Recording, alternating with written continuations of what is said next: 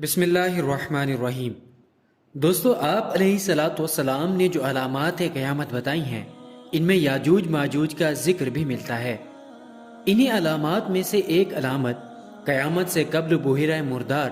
یا جھیل تبریہ کا خشک ہو جانا بھی ہے، جو اس وقت اسرائیل میں واقع ہے۔ یہ جھیل اسرائیل میں میٹھے پانی کی سب سے بڑی جھیل ہے، جس سے اسرائیل اپنی ضرورت کا ایک بہت بڑا حصہ مکمل کرتا ہے۔ یہ جھیل 21 کلومیٹر لمبی، 13 کلومیٹر چوڑی اور 43 میٹر گہری ہے۔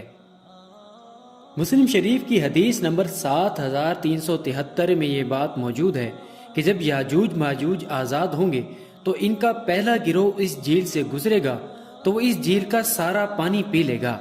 یہاں تک کہ جب ان کا دوسرا گروہ وہاں سے گزرے گا تو وہ آپس میں سوال کریں گے کہ یہاں ایک جھیل ہوا کرتی تھی، یعنی یاجوج ماجوج کا پہلا گروہ اس جھیل کا پورا پانی پی جائے گا۔ دوستو، تاریخی کتب سے معلوم ہوتا ہے کہ یاجوج ماجوج حضرت نوح علیہ السلام کے بیٹے یافس کی اولاد میں سے ہیں، جو خانہ بدوش اور وحشی قبائل پر مشتمل تھے۔ ان کی تعداد میں تیزی سے اضافہ ہوتا رہا۔ ذوالقرنین کے زمانے میں یہ مختلف قبائل اور قوموں میں پھیل چکے تھے، اور بعد میں ذوالقرنین نے آ کر ان کو قید کر دیا۔ قصص القرآن میں مذکور ہے کہ یاجوج ماجوج آذربائیجان اور آرمینیا کے مابین واقع دو پہاڑی سلسلے میں رہتے تھے، جیسا کہ سورۃ الکہف میں مذکور ہے۔ یاجوج ماجوج ان پہاڑوں سے نکل کر ترک آبادی پر حملے کرتے تھے، ان کی فصلیں تباہ کر دیتے تھے اور بہت سے ترکوں کو قتل کر دیتے تھے، اور کثیر تعداد میں ان کو قید بھی کر لیا کرتے تھے۔ یہاں تک کہ سکندر اعظم دنیا کو فتح کرتے ہوئے اس علاقے تک جا پہنچا تو ترکوں نے یاجوج ماجوج سے حفاظت کی درخواست کی۔ اس قصے کی ساری تفصیل قرآن مجید کی سورۃ الکہف میں تفصیل سے مذکور ہے۔ چنانچہ ان لوگوں کی درخواست پر سکندر اعظم نے لوہے کے بڑے بڑے ٹکڑے ان دو پہاڑوں کے درمیان کھڑے کیے اور ان پر لوہے کی چادر چڑھا کر ان پر پگھلا ہوا تانبا ڈال دیا، تاکہ یہ ٹکڑے آپس میں مضبوطی سے جڑ جائیں اور چکناہٹ کے سبب کوئی اس پر چڑھ نہ سکے۔ اس دیوار کی لمبائی 50 میل، اونچائی 290 فٹ اور چوڑائی 10 فٹ ہے۔ محققین کے مطابق اس بات کا کامل یقین ہے کہ یہ دیوار بحیرہ اسود اور کیسپیئن سی کے درمیان کہیں واقع ہے۔ اس پہاڑی سلسلے میں ایک جگہ بہت ہی بلند پہاڑ ہیں جن کے درمیان صرف ایک راستہ ہے جہاں سے آ اور جا سکتے ہیں، مگر یہ راستہ مکمل طور پر برف سے ڈھکا ہوا ہے اور ان کے درمیان لوہا اور دھات موجود ہے۔ دوستو، جھیل تبریہ کا ذکر مسلم شریف کی حدیث نمبر 7373 میں ملتا ہے، جس کا خلاصہ کچھ یوں ہے کہ حضرت نواس بن سمان رضی اللہ تعالیٰ عنہ روایت کرتے ہیں کہ رسول اللہ صلی اللہ علیہ وسلم نے ارشاد فرمایا کہ جب حضرت عیسیٰ دجال کے قتل سے فارغ ہو جائیں گے تو اللہ کی طرف سے انہیں وحی ہوگی کہ اللہ نے یاجوج ماجوج کو آزاد کر دیا ہے، ان سے جنگ کرنے کی طاقت کسی میں نہیں ہوگی، لہٰذا آپ تمام مسلمانوں کو جمع کر کے طور کے پہاڑوں پر چڑھ جائیں۔ اس کے بعد یاجوج ماجوج ہر طرف سے ظاہر ہونا شروع ہو جائیں گے،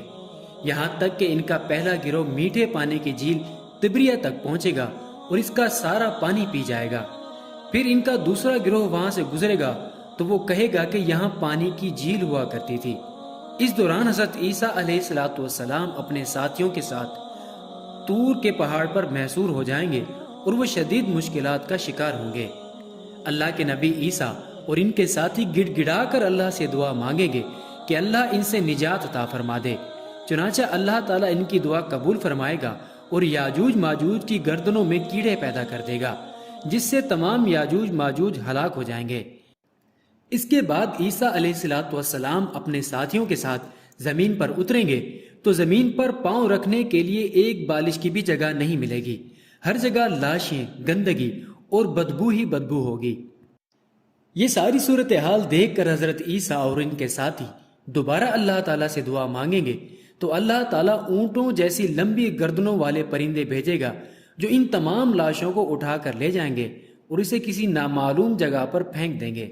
پھر اللہ تعالیٰ ایسی بارش برسائے گا جس سے تمام گھر اور خیمے صاف ہو جائیں گے اور زمین شیشے کی طرح صاف ستھری ہو جائے گی۔ پھر اللہ تعالیٰ زمین کو حکم دے گا کہ وہ پھل اگائے، لہٰذا زمین ایسے بڑے بڑے انار پیدا کرے گی کہ ایک انار کو پوری انسانوں کی جماعت کھائے گی اور اس انار کے چھلکے کو بطور چھت بنا کر سایہ حاصل کرے گی،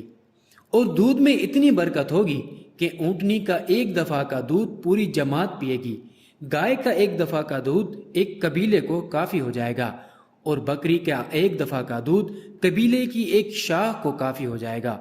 تمام لوگ اسی طرح اچھی طرح رہ رہے ہوں گے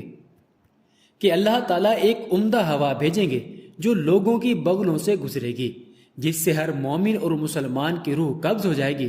اس کے بعد زمین پر بدترین لوگ رہ جائیں گے اور وہ گدھوں کی طرح آپس میں سر عام زنا کریں گے، تو انہی لوگوں پر قیامت قائم ہو جائے گی۔